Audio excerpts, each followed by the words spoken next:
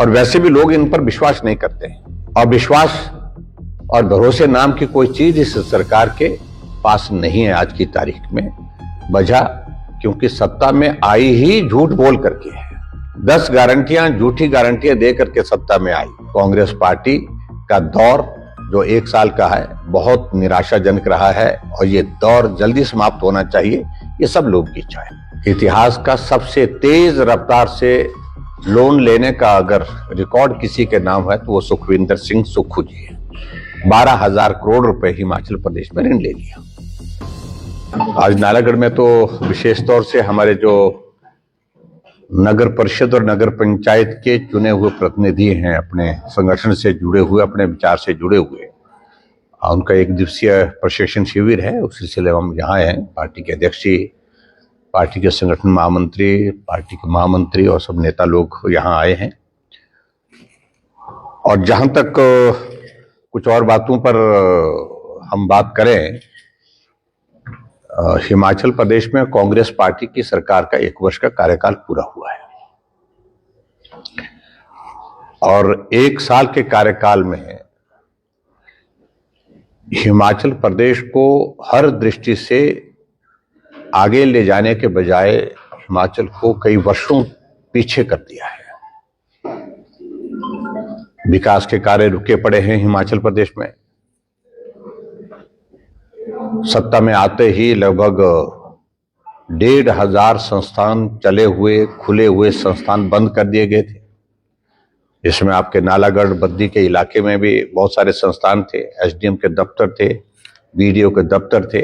बद्दी में तो ये 2 बड़े, तो ऐसे काम करने के तरीके को हिमाचल ने पहली बार देखा है। हम इस बात से सहमत हैं कि नए मुख्यमंत्री बने हैं और उम्मीद कर रहे थे कि नई सोच के साथ काम करेंगे। और जब सरकार बनती है तो सरकार काम करने के लिए होती है, काम बंद करने के लिए नहीं होती है। और 1-1 साल से संस्थान चले हुए थे वो जो बंद किए गए। और इसके अलावा जहां हिमाचल प्रदेश में बहुत शोर डाल करके जोर से एक ही बात कहते रहे कि भारतीय जनता पार्टी की सरकार ने ऋण लिया, और ऐसे कि जैसे कांग्रेस पार्टी ने जब 2017 में जब सत्ता से बाहर हुए थे कि वो हमको ऐसा नो ड्यूज सर्टिफिकेट दे करके गए थे। जैसे ऋण पहले भी लेती रही सरकारें और ऋण आज भी ले रही हैं, और ऋण आने वाले समय में भी हिमाचल की जो आर्थिक परिस्थिति है उसके मुताबिक लेना ही पड़ेगा। और खुद तब बोले जब खुद वो काम नहीं कर रहे हो। अगर ऋण खुद नहीं ले रहे होते तो भी समझ में आता है।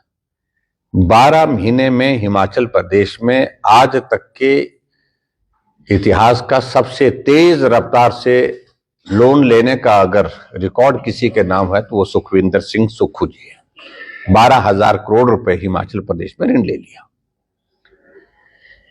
इसके अलावा त्रासदी का दौर आया। त्रासदी में केंद्र ने खुल करके मदद की, डट करके मदद की, और आज तक के इतिहास की हिमाचल प्रदेश को जो मदद मिली है वो सबसे बड़ी मदद मिली है। लेकिन उसके बावजूद भी जिस प्रकार से झूठ बोल करके लोगों को गुमराह करने की कोशिशें हो रही है कि कुछ नहीं मिला, कुछ नहीं मिला, वो सत्य नहीं है। और वैसे भी लोग इन पर विश्वास नहीं करते हैं। और विश्वास और भरोसे नाम की कोई चीज इस सरकार के पास नहीं है आज की तारीख में। वजह क्योंकि सत्ता में आई ही झूठ बोल करके है, झूठी गारंटियां दे करके।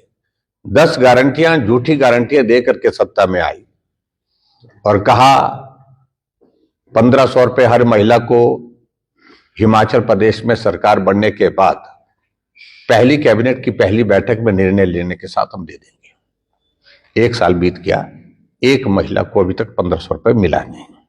सर 3 गारंटियां बोले कि पूरी हो चुकी हैं। 1 मिनट में थोड़ा सा बात कर लेता हूं, फिर उसके बाद।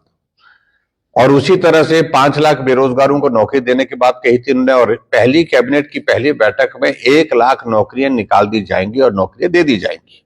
एक भी नौकरी हिमाचल प्रदेश में अभी तक मिली नहीं।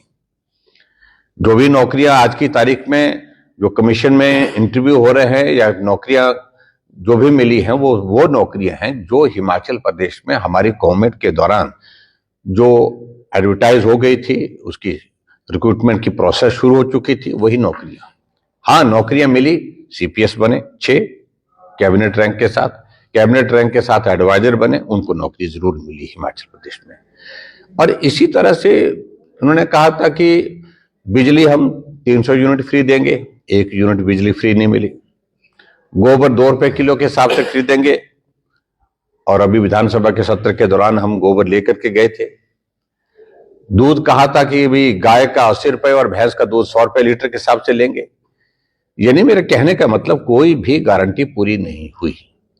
और ये जो जिक्र जिनका कर रहे हैं कि 3 गारंटियां पूरी हुई, तो उनका जिक्र करें तो सही।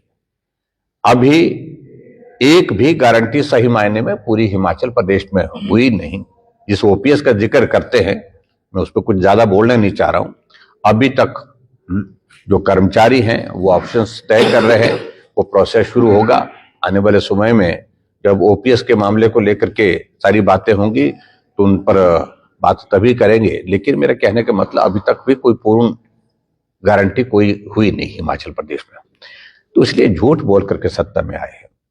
और अभी हाल ही में ये परिस्थिति है कांग्रेस पार्टी की कि हिमाचल प्रदेश में मंत्रिमंडल का विस्तार हुआ, 2 मंत्री और बनाए गए, लेकिन अब 1 महीना होने जा रहा है, उनको मंत्री तो बने हैं लेकिन बिना विभाग के। अभी विभाग उनको अभी तक हुआ नहीं।